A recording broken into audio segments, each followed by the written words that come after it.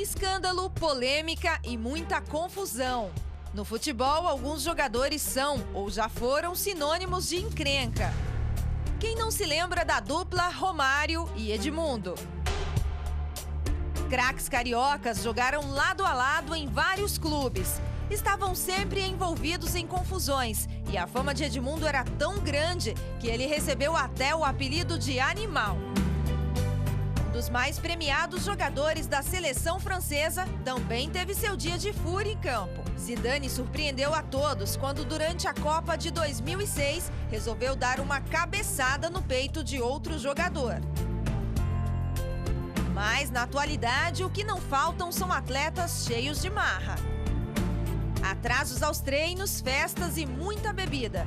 Com essa combinação, não há time que consiga manter Adriano Imperador.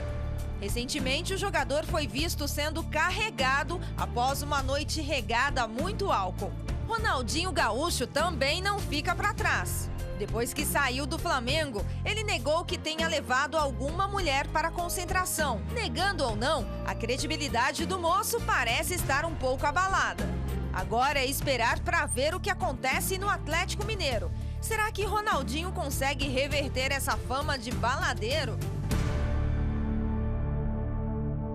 Já fora dos campos, alguns casos chocam o país. É quando o amor passa dos limites e se torna assassino. Pessoas aparentemente normais. Relacionamentos desfeitos. Vidas interrompidas brutalmente. Mas será mesmo que é possível identificar o perfil de uma pessoa capaz de cometer atos extremos como esses? O paulista Raul Fernandes do Amaral Street, conhecido por Doca Street, foi condenado a 15 anos de prisão pelo assassinato da namorada Ângela Diniz, a Pantera de Minas, em 1976. Uma crise de ciúmes foi o estopim do crime. Segundo Doca, ele não suportou as aventuras sexuais da namorada e, durante uma discussão, ele a matou com tiros de revólver. Outro caso que chocou o país foi o do jornalista Pimenta Neves. Ele conheceu a então namorada Sandra Gomide no ambiente de trabalho. Pimenta Neves era diretor de um jornal e Sandra, repórter. Os dois engataram um namoro que durou cerca de 3 anos. Segundo o próprio assassino, o relacionamento estava em crise. Ele acreditava que a namorada o traía. A desconfiança terminou em tragédia. No dia 20 de agosto do ano 2000, a jornalista foi morta por Pimenta com um tiro na cabeça e outro nas costas. E somente 6 anos depois, ele foi condenado a 15 anos de prisão. Mais recentemente, em maio deste ano, a técnica em enfermagem Elise Araújo Matsunaga confessou ter matado e esquartejado o marido, o executivo da empresa IOC, Marcos Matsunaga. O motivo do crime seria mais uma vez o ciúme. Elise teria contratado um detetive para seguir os passos do marido, que, segundo ela, estava tendo um caso com uma garota de programa. Durante uma briga, Elise atirou contra o marido, usou uma faca para cortar o corpo em pedaços, colocou as partes em sacos plásticos e as despachou em locais diferentes de São Paulo. A mãe da moça nunca imaginou que a filha pudesse cometer um ato desses. Eles eram muito quietos, assim, o Marcos eu encontrava de vez em quando, ele sempre era muito simpático comigo. A Elise era um pouquinho mais fechada, mas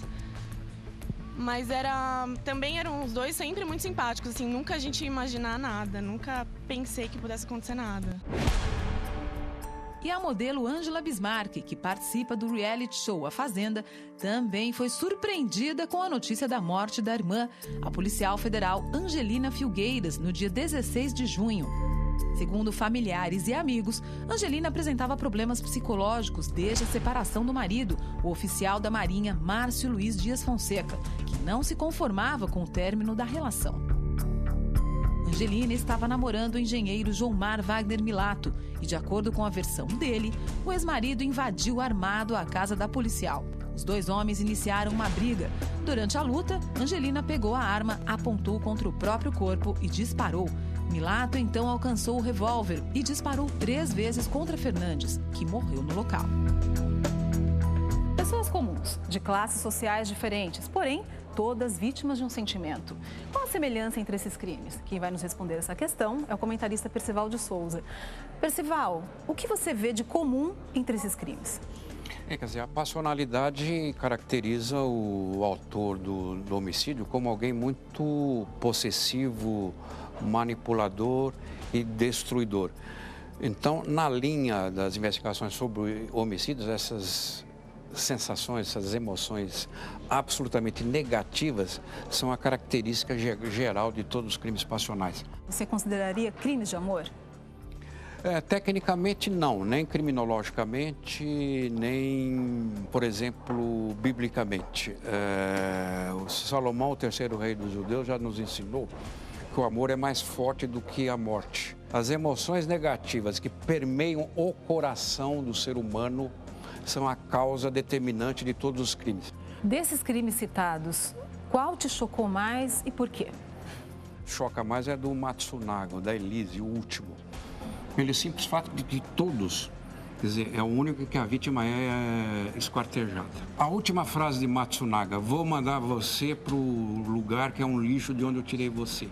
Ele disse isso. E ele saiu do apartamento cortado em sacos de lixo. Isso caracteriza talvez um ódio muito grande, né? Sem dúvida nenhuma, e tem um significado. Quer dizer, tem um sentido patológico, criminológico, psíquico, psiquiátrico. As notícias estão nos jornais, na internet e na televisão. E não há a pergunta que não quer calar. Qual o limite entre o amor e o ódio? São crimes passionais supostamente praticados por amor. Cada vez mais frequentes e assustadores, hoje vamos tentar desvendar a pergunta que todos se fazem. Que amor é esse que mata? Você vai entender por que tragédias motivadas por esse amor podem acontecer com qualquer um. E na aula de hoje vamos também entender por que a diferença de idade entre o casal pode ser um problema difícil de resolver. E como lidar com um marido indiferente. No quadro O Que Faço, ele disse para a pessoa que não a ama mais. Aquilo acabou comigo. Alunos e alunas, desliguem os celulares, porque a Escola do Amor já está no ar. O assunto de hoje é bastante delicado. A gente fica pensando, o que leva uma pessoa a passar dos limites, né? Como alguém que diz amar o outro pode virar seu pior inimigo. E para nos ajudar a desvendar esse tema, está aqui conosco a psiquiatra Eliana Curátolo, especialista pela Associação Brasileira de Psiquiatria, e também o casal Sueli e Sérgio de Souza. Sejam bem-vindos. Tudo bem? Doutora, como que a psiquiatria explica essa situação de uma pessoa abusar da outra que ama ou até chegar ao ponto de matar? A coisa mais importante para um relacionamento é a sensação de importância, de um se sentir importante para o outro. A partir do momento que um se sente rejeitado, colocado de lado, não tem a mesma importância que tinha antes, independente de qual motivo, a rejeição se transforma em agressividade. A partir desse ponto, começa uma sensação de raiva, como se fosse uma sede de vingança.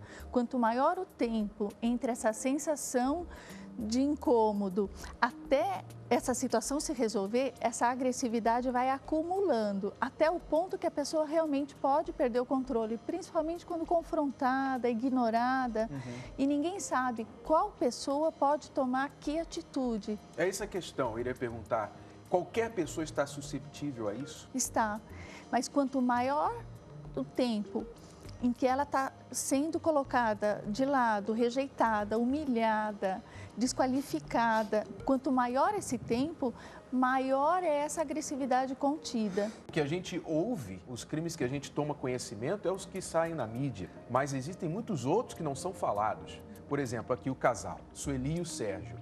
Vocês tinham um problema sério de violência, de abuso, né? Você sofreu nas mãos do Sérgio, né, Sueli? Ninguém ouviu na mídia, né? Vocês eram um caso, assim, à parte, ou seja, a parte da mídia. Mas como muitos outros, muitos milhares que sofrem nessa situação. A gente vai falar com eles daqui a pouquinho, vamos descobrir mais sobre a história deles. A modelo Renata Banhara sentiu isso na pele também. E ela vai nos contar, por experiência própria, como que a sociedade brasileira reage quando essas situações chegam na mídia? Vamos acompanhar.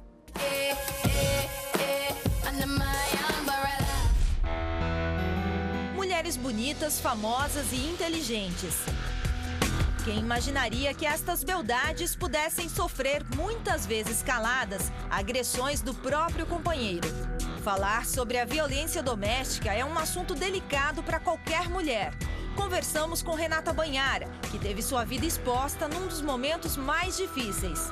Renata Banhara tem 2 filhos, já foi casada 2 vezes e pelas experiências que ela teve, ela sabe a diferença do amor que faz bem pro amor que não faz, né, Renata? Certeza. Banhara tinha uma união estável há quase 4 anos com o cantor Frank Aguiar. Mas o término do relacionamento não foi dos melhores. Na época, ela declarou ter sofrido agressões por parte do cantor e foi discriminada após expor a situação. A mulher, de modo geral, ela sempre é descredenciada. A vítima vira réu. Por causa da cultura brasileira mesmo, né? Esse machismo inserido em todos nós. Quando eu me manifestei, eu fui achincalhada. Ah, mas também, né? É artistinha, não sei o que lá. Não é a toda a condição. Se é uma advogada, mas ela quis aparecer. Mas ela pegou o marido com outra, isso daí ela fez por ciúme. Você chegou a pensar em não denunciar e não falar nada? Da primeira vez você nunca denuncia. Porque vem as lágrimas, vem os familiares, vem o pedido de desculpa, vem eu errei, eu vou me cuidar. Se tem um pouco de dinheiro, fala que vai fazer terapia de casal. Se é pobrezinho, chora. Poucos conseguem não mais fazer isso, mas na grande maioria isso acontece excessivamente até o óbito. Aconteceu com a minha fiel escudeira. Eu tinha uma amiga de muitos anos que trabalhou comigo, muitos e muitos anos. Uma pessoa que eu queria muito bem. Ela viu coisas horríveis acontecerem comigo. Ela esteve do meu lado. Eu tinha um relacionamento. Esse relacionamento já era complicado. Ele ameaçava, se ela largasse dele, ele falava que ia se matar, ou que ia matá-la, etc e tal. O fim terminou num óbito. Quer dizer, mesmo Fabiana, vendo tudo que eu vivi e vendo a postura que eu tomei, o distanciamento que eu tomei do agressor, Fabiana não fez isso. Ela tentou se separar, mas ela tentou argumentar e conversar. No sábado, dia 11 de janeiro, ela chamou ele para conversar e para ele tirar as coisas da casinha dela. Ele deu um tiro no rosto dela e se matou depois, pelo ato de covardia, porque ele sabe que ele ia ter que responder para uma sociedade. Enfim, não foi porque ele a amava que ele se matou, porque quem ama não mata a companheira, né? De uma forma tão nojenta, tão baixa. Renata, passou pela sua cabeça que o que aconteceu com a Fabiana poderia ter acontecido com você? O que aconteceu com a Fabiana pode acontecer com qualquer mulher. De lá pra cá, Renata não assumiu nenhum relacionamento sério. Seria trauma por tudo que aconteceu? Eu observo, eu fico atenta, eu não quero viver nunca mais isso na minha vida. Eu sou muito atenta, eu prefiro ficar sozinha. Dá um pouco de medo de se relacionar? Dá muito medo de se relacionar. Dá muito medo de se relacionar, porque você sabe que existem pessoas muito boas no mundo. Eu tenho certeza que existem pessoas maravilhosas. Mas quando a pessoa vem e toma atitudes como essa, porque é muito fácil ter ciúme de mim, né? Eu trabalho com televisão, eu trabalho cercada de pessoas. Quando eu percebo esses nuances fortes de ciúme, eu me afasto. Ciúme demais. Você não é tão importante assim para ele ter tanto ciúme assim de você. Desculpa, não é. Esse já é o primeiro ponto. Ele morre de ciúme de mim, como eu sou especial. Você não é tão especial assim pra ele. Ele morre de ciúme de você, ele morre de ciúme da namorada, ele morre de ciúme da amante, ele morre de ciúme do lápis, ele morre de ciúme do papel higiênico, do rolo de papel higiênico dele, se não for a marca que ele gosta. Quem vive isso uma vez, jamais esquece. Você vê que a Renata está bem traumatizada por isso, né, Renata? Ela fala com conhecimento de causa, né? Ela já passou por situações como essa, aliás, 2 situações, tanto na vida dela como da sua amiga, mas nós temos que dizer também que, mesmo que não haja desculpa para tais agressões no relacionamento, a vítima tem que saber como se proteger. Porque o abuso nunca é culpa de quem é abusado, mas a pessoa tem que saber como se proteger e não permitir esse tipo de reação.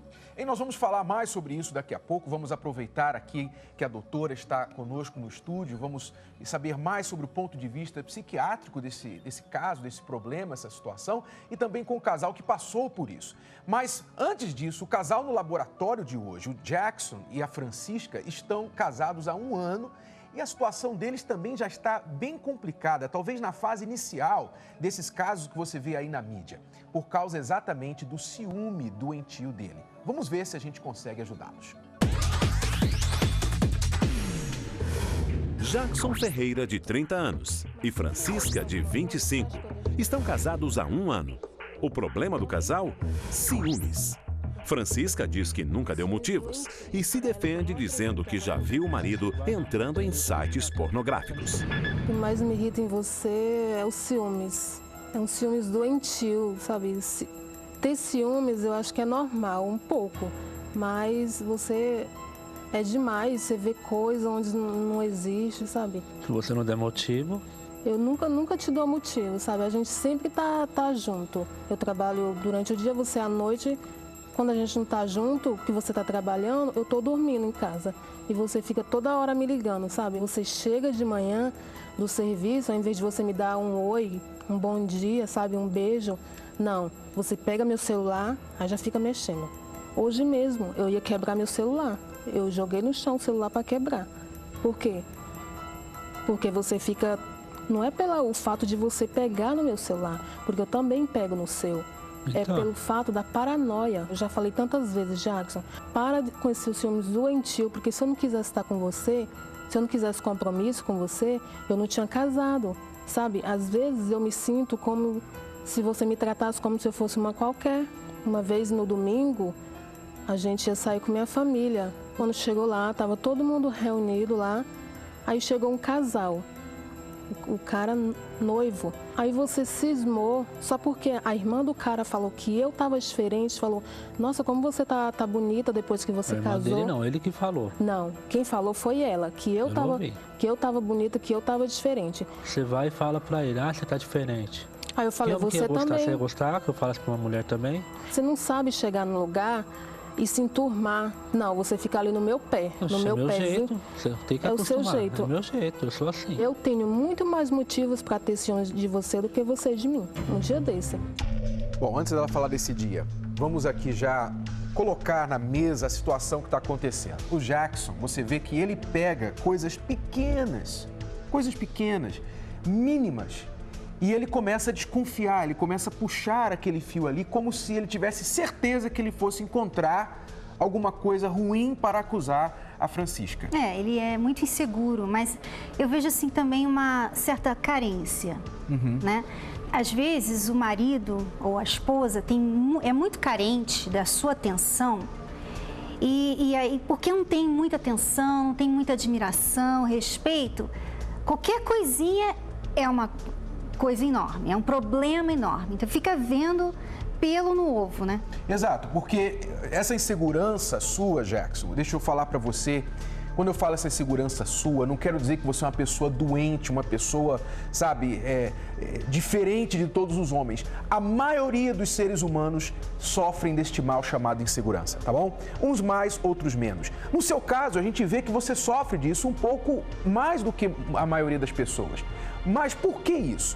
Tem uma raiz. Isso pode ter vindo da sua infância, isso pode ter vindo da maneira que seu pai lhe tratou, a sua mãe lhe tratou, os seus irmãos, a maneira diferente que você foi tratado. Pode ter havido um problema nas suas relações anteriores, relações amorosas. Enfim, nós não sabemos, mas tem uma raiz. O que você tem que fazer a respeito é, primeiramente, reconhecer que você tem essa condição. Porque se a pessoa não reconhece que ela tem um problema, ela não vai buscar ajuda. Como aqui o que ele passa o tempo todo fazendo é tentando colocar a culpa nela. Ela fala, você é ciumento demais. Ele diz, se você não me der motivo, eu não vou ter ciúme. Quer dizer, ele joga a culpa de volta para ela. E aí, enquanto você ficar assim, Jackson, não vai ter ajuda para vocês, infelizmente. Você tem que dar o primeiro passo, que é reconhecer que há um problema de insegurança em você. E a Francisca pode ajudá-lo também, né? Já que ele tem essa insegurança, então mostrar, dar atenção a mais, sabe? Fazer um pouco mais de esforço, que talvez você não precisaria, se ele não tivesse, né, essa insegurança, né? Então você procura apreciar, dar atenção. Quando você sabe que você estará com uma família e você sabe que ele é muito ciumento, então procura dar mais atenção a ele naquele dia, né? Só para evitar essas coisas. Quer dizer, o papel da mulher é importante em levantar a autoconfiança e a autoestima do marido. Então, se ele tem esse problema, o seu papel, Francisca, é colocar a sua atenção para ele, sempre ser vocal com respeito às qualidades dele. Quando ele faz alguma coisa que foi legal, você tem que falar. Não adianta você simplesmente falar para ele, você sabe que eu te amo, você sabe que eu gosto de você. Não adianta dizer, você sabe, você tem que falar isso, você tem que mostrar isso para poder levantar essa autoconfiança dele, tá bom? Vamos continuar assistindo. Eu entrei no computador e lá ficou o site registrado. O que tinha lá? Site normal. Site de filmes adultos, entendeu? Uma vez eu peguei você baixando filme adulto. Não, entendeu? Eu tava baixando filme normal. Tá, tinha chamada de webcam, não sei pra quem. É, entendeu? site restrito. Aí tinha lá o nome de fulano, cicrano. É propaganda, você quer que eu faça o quê? Quer tirar o site? A última briga foi antes de ontem, porque eu saí do serviço, eu tava sozinha. Daí chegou um segurança lá, que ele fica rodando lá na loja, só porque o segurança falou assim pra mim, às vezes a gente fica sozinho porque a gente tá estressado, né?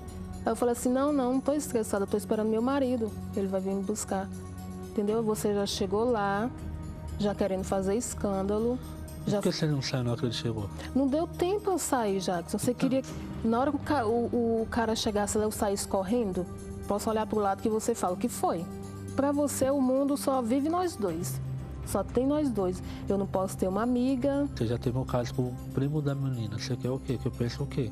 Mas aí sua tia também tem... Você dá motivo, então. Eu dou motivo? Então você também dá. Porque sua tia também tem amizade com sua ex. Sua tia até já me chamou do nome da sua ex. Suas duas tias já me chamou do nome da sua ex. Seu pai já me chamou do nome da sua ex. Eu tô com você porque eu gosto de você, entendeu? Se eu não quisesse estar com você... Só gosta? Eu gosto, eu amo você. Você fica toda hora me perguntando, você me ama? Você me ama mesmo? Sabe, eu sei que isso pode perguntar, mas você chega a irritar, entendeu? Fala que eu tô com você porque por pena, por dó. Não é isso, eu acho que ninguém consegue ficar com uma pessoa por dó, por pena. Por que eu sou obrigada a aguentar esses seus ciúmes doentio? Então, a gente vê que a conversa gira em torno dos ciúmes, cada vez volta essa situação. Você percebeu o que ele falou ali, quando ela disse, eu gosto de você, ele disse, só gosta? Ele é muito carente. Carente e inseguro com respeito ao sentimento dela por ele. Ela tem que ajudá-lo nisso, né? Não é que ele esteja certo em ter esses ciúmes, tá? Não é que ele esteja certo. Mas para você, Francisco, o que você pode fazer para ajudá-lo é justamente reforçar o seu amor, o seu carinho, a sua admiração por ele. E se você, Jackson, tem tido esse problema de pornografia, de baixar coisas na internet, isso acaba fazendo você pensar que a sua esposa possa fazer o mesmo, porque isso é uma forma de traição. Se você está olhando para outras mulheres, então você tende a pensar que a sua mulher está olhando para outros homens. Então isso também alimenta essa insegurança dentro de você. Será melhor você investir em você mesmo, no seu relacionamento e deixar as outras pessoas de lado para você poder então passar mais confiança para sua esposa e também receber a confiança dela. Agora, são sinais importantes. Eu acho que a Francisca tem que prestar bastante atenção, porque se o Jackson não buscar ajuda, então pode haver um perigo aí nesse relacionamento. A gente está falando desse assunto no programa de hoje porque esses são sinais. E ela não pode aceitar, se em qualquer momento o ciúme dele se escalar para uma forma de agressão, então a Francisca não pode aceitar continuar nessa relação. As apresentadoras Cris Flores e Sheila Carvalho falam sobre os limites que todo relacionamento deve ter para não chegar a uma tragédia. Olha só. Perder a cabeça, enlouquecer de amor. Como algumas celebridades se comportam quando o assunto é relacionamento a dois? Será que existem limites? É o que a gente vai tentar descobrir agora. O que faria você passar dos limites num relacionamento? Eu acho que a agressão física. Eu acho que isso daí já acaba perdendo respeito. Se você foi traído e partir para agressão, você está se igualando a ela ou até pior. Então, eu acho melhor a conversa e em busca de um outro, tentar novamente. Em qual momento você acha que, opa, peraí, acendeu uma luz vermelha, deixa eu botar um break nisso aí?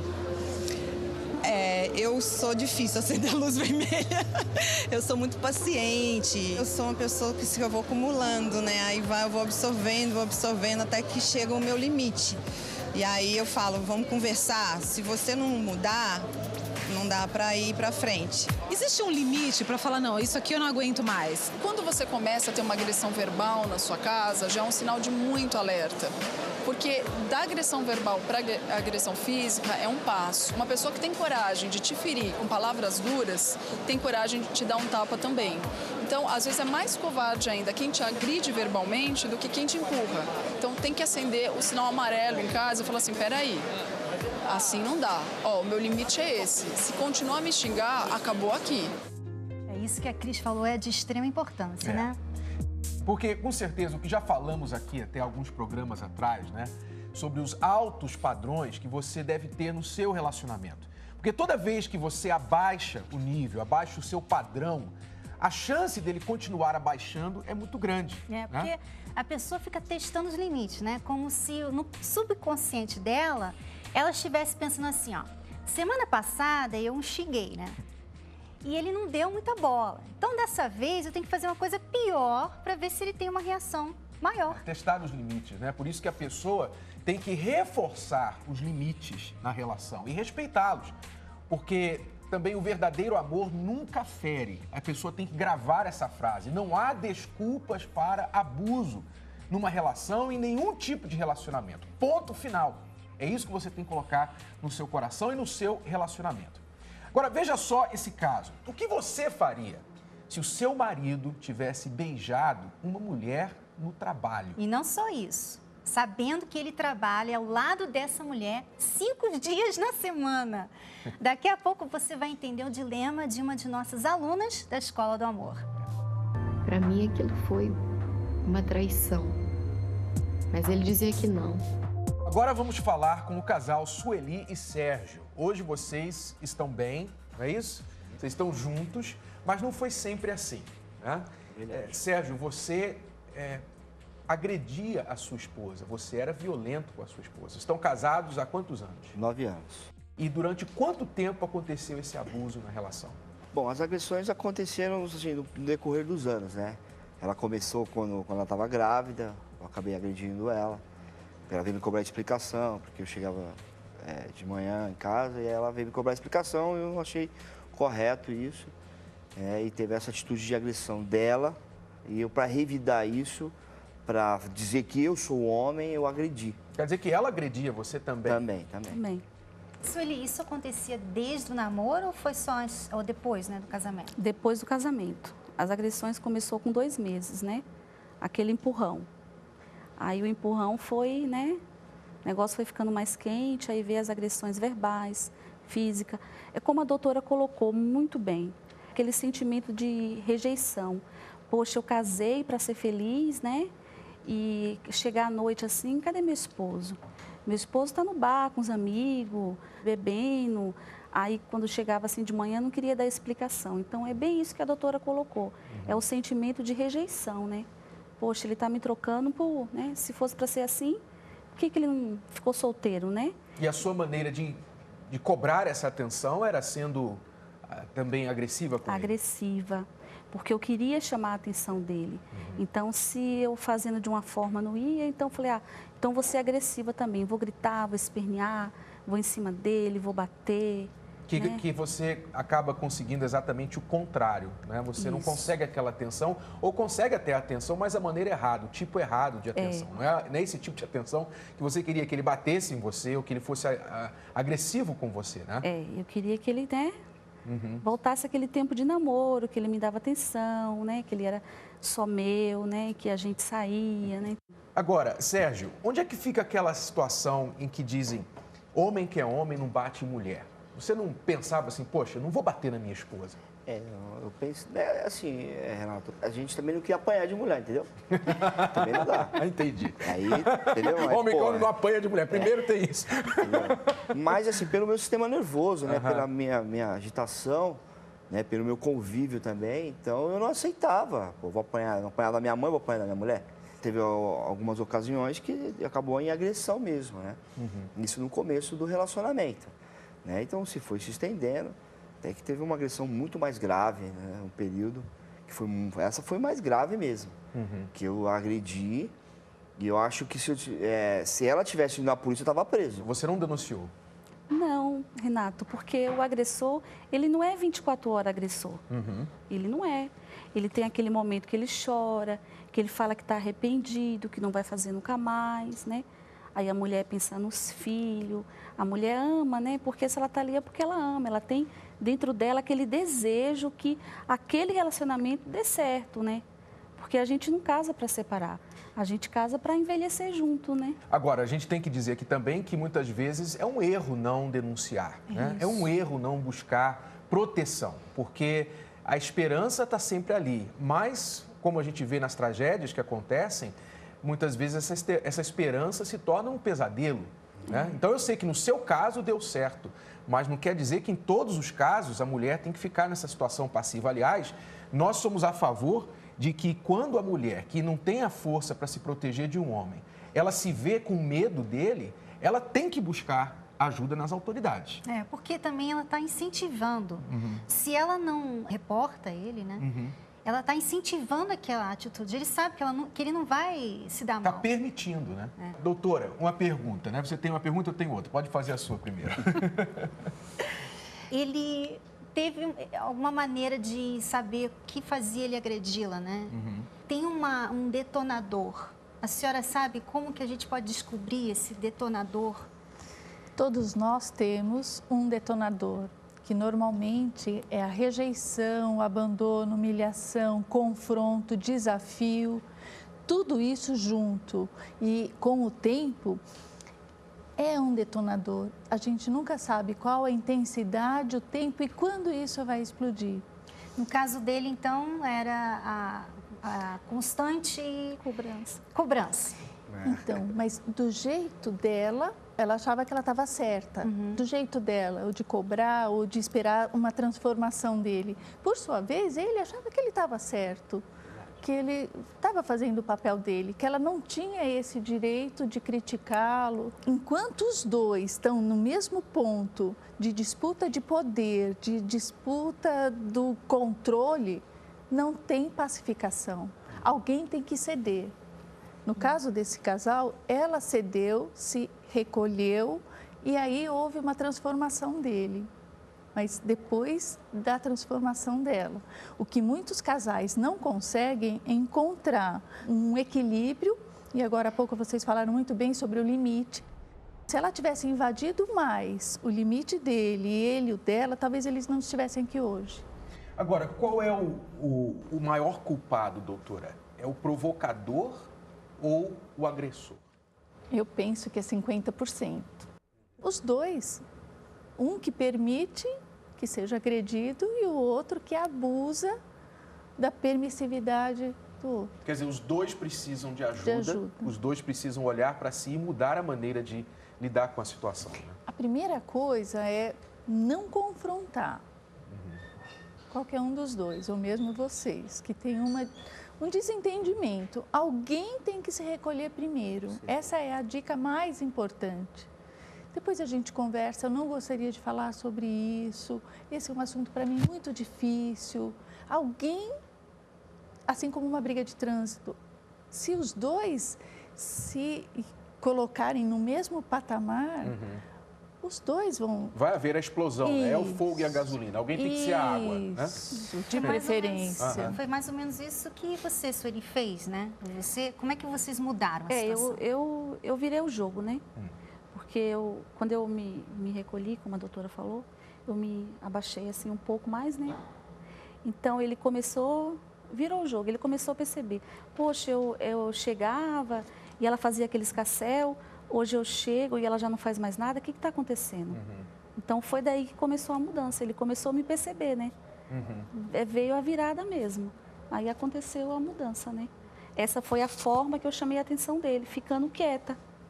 Porque a mulher, normalmente a mulher, quando ela quer atenção, ela faz isso, ela comete esse erro, ela cobra a atenção do homem. E o homem não gosta, acho que ninguém gosta de fazer nada obrigado. Essa atenção, quando é imposta, não tem valor. Quando você se recolheu, ele então tomou mais interesse em você, você ficou mais interessante para ele. Né? E aí que ele voltou àquele período do namoro, de conquistar você novamente. Porque antes você estava como chiclete no cabelo dele. Ele queria tirar você. Mas quando você se afastou um pouquinho, ele ficou curioso. Peraí, ele foi atrás. Isso é muito natural do homem. Foi mais ou menos assim? Essa mudança que ela teve, isso me chamou a atenção. Peraí, eu tenho que voltar a ser o Sérgio, né? Que eu não casei para ser isso. Então, eu comecei a valorizar coisas que eu não valorizava, né? Que era o ambiente familiar. Então... Agora, doutora, é fácil ter esse controle? Não. Os dois foram muito sábios. Né? Eu tenho certeza que passaram por muito sofrimento para chegar nesse ponto. E outra coisa importante que o Sérgio falou é que ele passou a respeitar, admirar a mulher que ela é. Qualquer casal, para se manter bem, precisa de respeito e de admiração. A partir do momento que o casal já teve e por algum motivo perde isso, o casamento está dado ao fracasso, está fadado ao fracasso. Quero agradecer a participação de vocês, muito interessante a história de vocês e tenho certeza que animou e inspirou muitos casais que possam estar passando por isso. Muito obrigado. E a doutora também, né? Exatamente, dicas preciosíssimas, doutora. Muito obrigado. Nada, estou à disposição. Agora, mudando um pouquinho de assunto, Renata tem uma pergunta. Você deixaria o seu filho casar com uma mulher mais velha? O nosso filho? Meu filho? Bom, se eu pudesse decidir isso por ele, eu diria que não. Mas eu sei que muitas pessoas já começam... Vão te crucificar, hein? Antes das pessoas me crucificarem, me atacarem só por causa dessa opinião, vamos explicar isso daqui a pouquinho com mais detalhes, tá bom? Ele entrou de uma vez e do jeito que ele entrou, ele também sai. Mas no assunto principal do nosso programa de hoje, nós falamos bastante sobre os limites de cada um. E agora vamos saber o que podemos fazer na prática para não chegar a este ponto, né? A ferramenta que você vai usar é não acione o botão errado. Olha só esse botão aqui, eu queria que você prestasse bastante atenção e o que diz aqui? Olha só, para soltar o monstro, aperte o botão. Esse monstro é aquele monstro que existe dentro de cada um de nós. Algumas pessoas falam dos 5 minutos, né? Dá os 5 minutos na pessoa, o estopim que explode, enfim. Nós chamamos isso de botão. Por quê? Porque nós sabemos que ninguém melhor do que marido e mulher para conhecer bem qual é esse botão aqui, né? O que pressiona, o que faz tirar uma reação do marido ou da esposa na hora que ela quer. E é uma reação negativa. E quando a gente aperta esses botões, a gente sabe que esse monstro manifesta. E isso é que os casais têm que tomar bastante cuidado, porque você tem que se conhecer. Você tem que saber quais os seus limites. Por exemplo, às vezes na conversa, o casal está conversando e a gente já vê isso muitas vezes no laboratório aqui da Escola do Amor. Os olhos começam a rolar, né? A pessoa começa a bater o pé, bater a mão, a pessoa começa a chegar num nível em que ela está a ponto de explodir, quer dizer, ela gostaria de estar em qualquer lugar, menos ali. É momento, naquela hora, da outra pessoa perceber isso e ela saber, poxa, eu tô chegando no limite do meu parceiro, então eu vou acalmar, como a doutora falou, né? Acalmar, dar um tempo, para não apertar esse botão, porque isso aqui é perigoso. O que essa ferramenta realmente significa é você respeitar os limites do seu parceiro. Você tem que aprender a respeitar. Todas as pessoas têm os seus limites. E você tem que saber os seus e os do seu parceiro. E não cruzar aquela linha, não apertar esse botão, tá bom? Isso aí, aliás, é algo que... Está explicado, né, no livro Casamento Blindado. Nós contamos nossas experiências pessoais. A gente conta lá no livro, aliás, tem um capítulo ali que fala exatamente como instalar um para-raios no casamento, no relacionamento. Exatamente sobre isso, como proteger esse botãozinho aqui. Mas eu vou deixar você ler sobre o assunto no nosso livro. Você tranca o carro depois de estacioná-lo, reforça a segurança da sua casa e empresa, paga plano de saúde. Mas você tem protegido o seu relacionamento?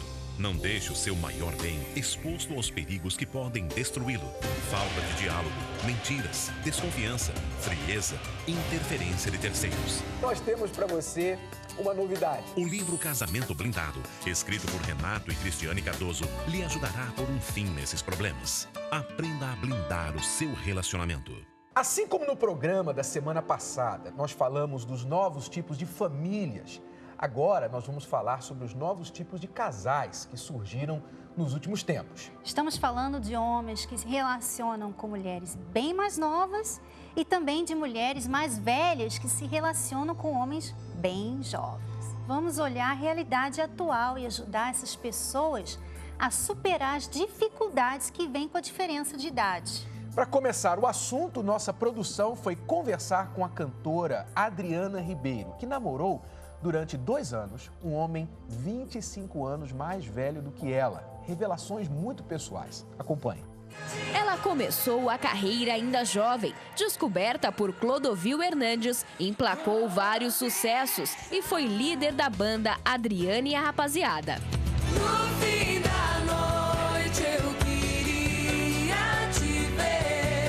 É uma história que realmente me construiu. Meu primeiro namorado era bem velho. Primeiro namorado, 20 velho não, anos. maduro. Opa. Maduro. Mais velho que eu, bem mais velho que eu. Você tinha quantos Eu anos? tinha 18. Eu tinha 18. 18. E ele tinha 43. Mas eu achava que eu ia casar com ele, na época. Eu achava. Você falou uma história que te construiu. Por quê? Porque foi meu primeiro namorado. E dessa história... E quando eu tirei isso do meu coração... Porque isso é muito interessante também de se dizer, quando a gente tira uma coisa do coração, realmente saiu de vez. Ele entrou de uma vez e do jeito que ele entrou, ele também saiu. O então namorado era músico. O pai de Adriana não gostou nada da situação. Mas meu pai estranhou, né? Porque eu acho que ele tinha mais ou menos a mesma faixa etária que o meu pai. Se eu fizesse terapia, eu ia falar que é o quê? Que caso é esse, né? Tem um caso aí, né? Quando você chegou, o seu pai falou, pai, tô namorando um homem bem mais velho. Era conhecido do meu pai. Conhecido do seu pai? Conhecido do meu pai. Meu pai ficou muito bravo. Eu falei, mas pai, veja, eu tenho que passar por esse aprendizado. Se eu não viver, como é que eu vou saber? Né? Então eu pedi para o meu pai essa oportunidade de eu estar tendo essa experiência de vida.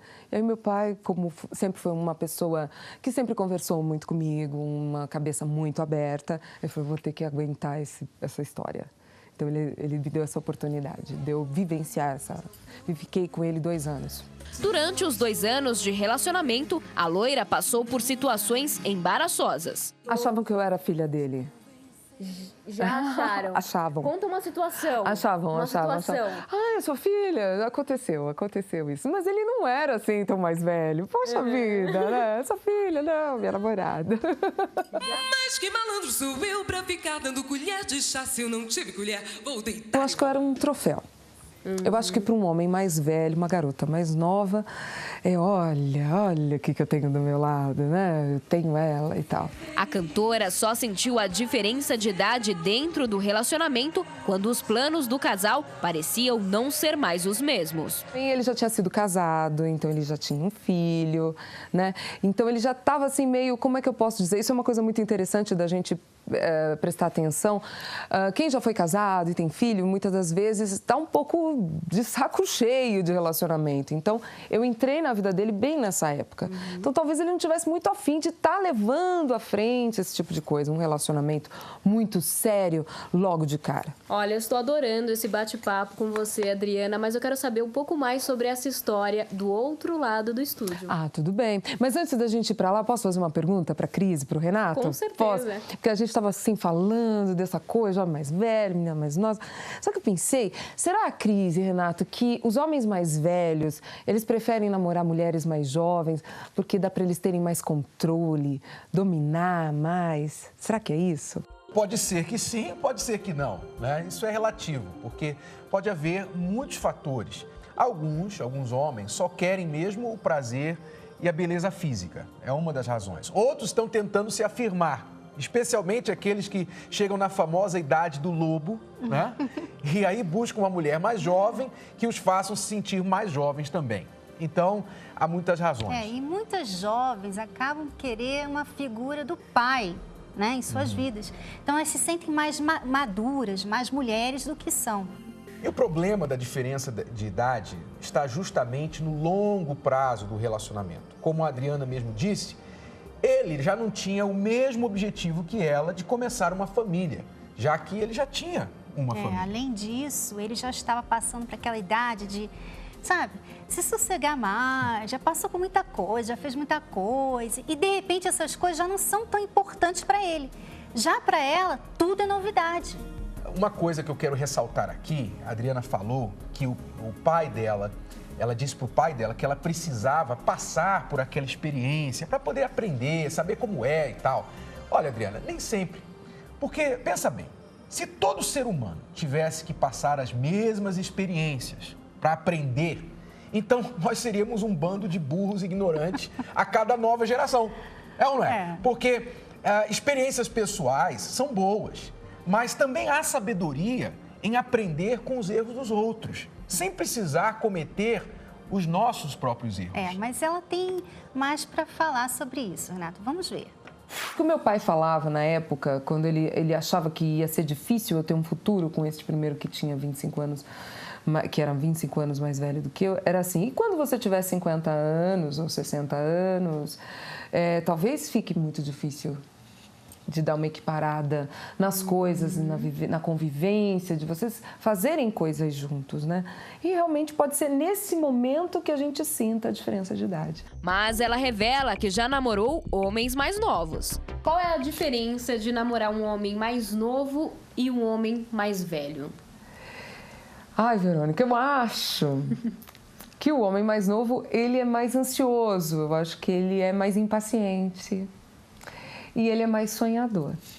O homem mais velho, ele é um pouco mais sensato, ele espera mais, ele raciocina mais, ele observa mais. Atualmente, Adriana está solteira, por opção, é claro, mas espera encontrar um grande amor, seja ele mais novo ou mais velho. Eu acho que quando a gente está apaixonado, a idade é o que pouco importa. Tem que ter energia, tem que estar ligado, tem que, né, aquela pessoa que me completa, aquela pessoa que me faz bem, que tudo que me diz me inebria. Então, é muito difícil você encontrar alguém assim. O que me completava quando eu tinha 20 anos não me completa hoje, que eu tenho 38. E não é a mesma coisa de quando eu tinha 30. E eu não me troco por nenhuma dessas Adrianas de antes. Eu gosto dessa Adriana de hoje. Hoje, a minha cabeça está diferente e está cada vez mais flexível, mais aberta. Então, a pessoa ela tem que estar na mesma sinergia que eu. Então, não é a idade. É sim o assunto, é a energia, a vibração dessa pessoa. Foi muito gostoso conversar com você. Obrigada, Verônica, com você também. Tem alguma pergunta para os nossos apresentadores? A gente sempre tem. Agora vamos inverter. A minha pergunta agora é o seguinte. Vocês acham que o que é que move essa atração dos rapazes mais novos? O que eles veem nas mulheres mais maduras? Eu conheço alguns que adoram mulheres mais maduras. O que é esse interesse? Qual é a mola propulsora que faz os caras mais jovens quererem ficar com mulheres mais maduras? Adriana, eu já fui um desses rapazes. Antes de conhecer a Cristiane, eu me apaixonei por uma moça que era 8 anos mais velha que eu. Eu acho que os homens mais jovens, o que eles apreciam na mulher madura é a segurança que ela tem de si mesma, né? Algo que às vezes falta nas mulheres mais jovens. Só que o problema não parece logo de primeira, né, Renato? Porque o principal, a diferença de idade, o problema que vem com isso vem depois. Depois, quando eles já estão juntos há um tempo, né? Que se torna o problema principal com o casal. O homem mais jovem, como a Adriana comentou, ele é mais impulsivo, ele é menos paciente, mais inquieto, ou seja, ele ainda é imaturo e, consequentemente, muito inseguro. Ele não pensa muito, vamos dizer assim, ele precisa de uma mulher que o respeite, só que a mulher mais madura que ele terá dificuldade de fazer isso, de respeitá-lo. Por quê? Porque ela vai ver um monte de erros nele. E por isso que a diferença de idade se torna um problema mais tarde. A mulher acaba fazendo o papel de mãe, né? Eu, inclusive, queria fazer um comentário sobre o que a Adriana falou agora, porque ela falou assim, que a idade não importa quando a gente está apaixonado. Eu queria fazer um comentário, um parêntese aqui, Adriana, porque eu vejo muito esta ideia romântica de amor. Não, quando a gente está apaixonado, não importa a idade, não importa isso, não importa nada. Eu sei que isso aí é muito romântico e idealista, só que na prática não funciona. Presta atenção. Se você está procurando uma paixão, um relacionamento relâmpago, então estou fazendo aqui um traçozinho para indicar o tempo, o período que você vai estar com aquela pessoa. Vamos dizer aqui, isso aqui é um raio, tá? É um relâmpago. Então, se você está buscando por um relacionamento temporário, então vai para a paixão, busque a pessoa que te completa, busca a química, busca a sinergia, seja lá o nome que você queira dar para isso. Só que, se você quer buscar o relacionamento a longo prazo, você quer algo sólido, uma estabilidade até a morte, então você não pode ficar se baseando em sinergia, em tchan, em química, porque isso daí passa. Sabe, eu não estou sempre com uma química, uma sinergia com a Cristiane 24 horas por dia. Nós estamos muito bem todos os dias. Mas existe momento em que nós estamos irritados, existe momento que os problemas aparecem, a gente tem que fazer as coisas certas, tirar sentimento da jogada e usar a cabeça para poder manter o relacionamento. Porque se eu fosse depender de sinergia e de tchan e de química para estar com a Cristiane, a explosão já tinha acontecido há muito tempo. É por isso que fica muito difícil, né, Renato? Uhum. Fica muito difícil. As pessoas ficam procurando essa química e nunca vão achar. É muito importante isso. O que sustenta o relacionamento não é química nem sinergia. É você fazer as coisas certas e fazer certas coisas. Que nós estamos sempre falando quais elas são aqui na Escola do Amor. E agora vamos tentar ajudar alguém que nos escreveu com um sério dilema e nos pergunta o que eu faço. Você imagina essa situação. O seu marido te traiu com uma colega de trabalho. Você perdoou, mas o pior é que ele ainda continua trabalhando lá com ela. É difícil, não? Mas como se a situação dessa aluna já não fosse complicada o bastante, ela piorou o dilema ainda mais. Vamos ajudá-la a tomar a decisão certa. Acompanhe essa história, lembrando que a situação é real, mas para preservarmos as identidades das pessoas, ela foi dramatizada. Acompanhe. Eu sou casada há 10 anos. Quando eu me casei, eu era muito menina ainda. Tinha só 19 anos. Meu marido também era muito moço.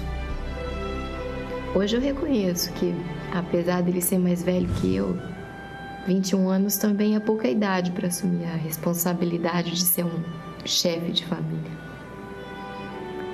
E para piorar a situação, emocionalmente eu sempre fui bem mais madura do que ele. Para ter uma ideia do que eu tô falando, no nosso primeiro ano de casados, eu vi ele chorando várias vezes. E sabe por quê? De saudade de casa, da família dele. Isso me doía muito. Afinal de contas, agora eu era a nova família dele. Parecia que ele tinha acordado de um sonho bom e ao meu lado estava vivendo um pesadelo. O tempo foi passando, tivemos nosso primeiro filho.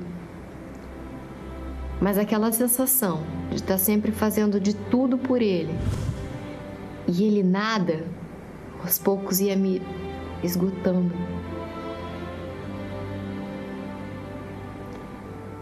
Quando a nossa segunda filha estava completando seu primeiro mês de vida, meu mundo caiu. Eu descobri que ele estava me traindo. Aquilo acabou comigo. Ele tinha beijado uma colega de trabalho. Eu quase morri. Para mim aquilo foi uma traição. Mas ele dizia que não, que tinha sido só um beijo. Mas por fim, acabou confessando que não me amava mais, que estava arrependido de ter se casado comigo, que merecia uma chance de encontrar um verdadeiro amor. Imagina. Algum tempo depois de falar isso, ele se arrependeu. Porque começou a me tratar bem, se dedicar às nossas coisas, à nossa vida e cuidar de mim como ele nunca tinha cuidado. Que me amava.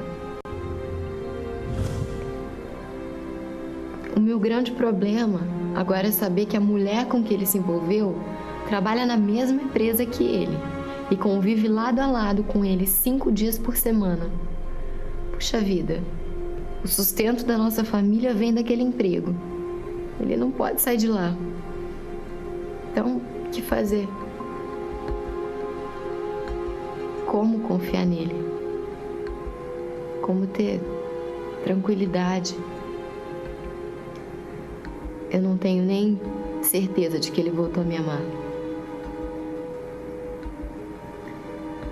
Tanta insegurança me levou a cometer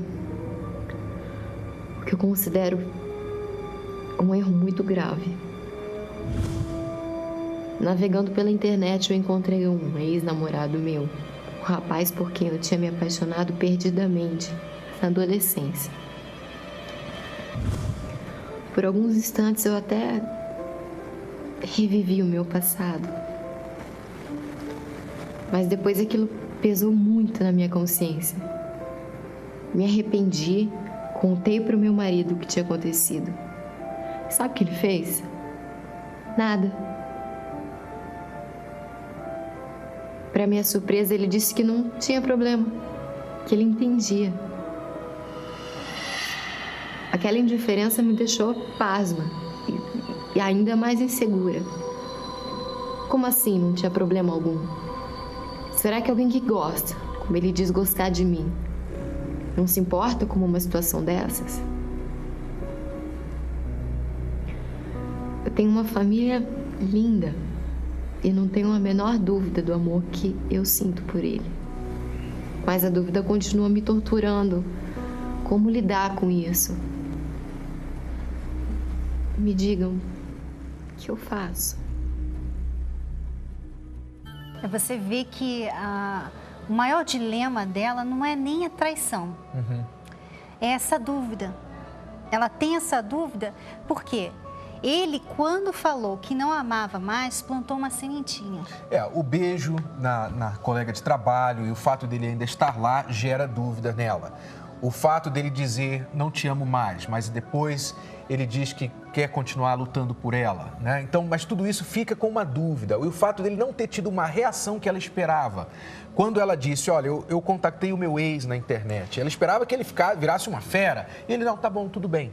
Né? Então, tudo isso gera dúvida do amor dele por ela. Na verdade, eu até acho que ela contactou o ex justamente, né, no subconsciente, justamente para chamar a atenção dele, para ver se tem a reação, se ele a ama, para lutar por ela. Para testar o amor dele, né? Eu queria que você, vou te chamar de Sandra, o seu nome verdadeiro não precisa ser falado aqui.